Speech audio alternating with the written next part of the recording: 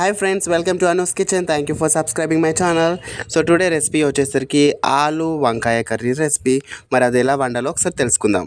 ఒక వేడైన ప్యాన్లో ఆయిల్ వేసేసుకొని అందులో ఆవాలు జీలకర్ర యాడ్ చేసుకోండి, కరివేపాకు యాడ్ చేసుకొని వెల్లుల్లి యాడ్ చేసుకోవాలి. దాని తర్వాత కట్ చేసుకున్న మిర్చి యాడ్ చేసుకోవాలి.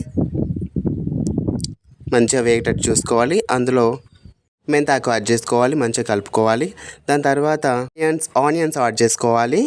మంచిగా కలుపుకున్న తర్వాత కొంచెం పసుపు యాడ్ చేసుకోవాలి. దాని తర్వాత కట్ చేసుకున్న వంకాయలు యాడ్ చేసుకోవాలి. మంచిగా మిక్స్ అయ్యేటట్టు కలుపుకోవాలి. తర్వాత ఆలు యాడ్ చేసుకోవాలి.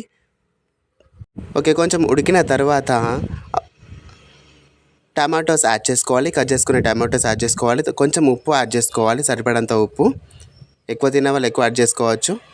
కొంచెం లో ఫ్లేమ్లో ఉడికించిన తర్వాత ఈ విధంగా వస్తుంది. మంచిగా మిక్స్ చేసుకోవాలి.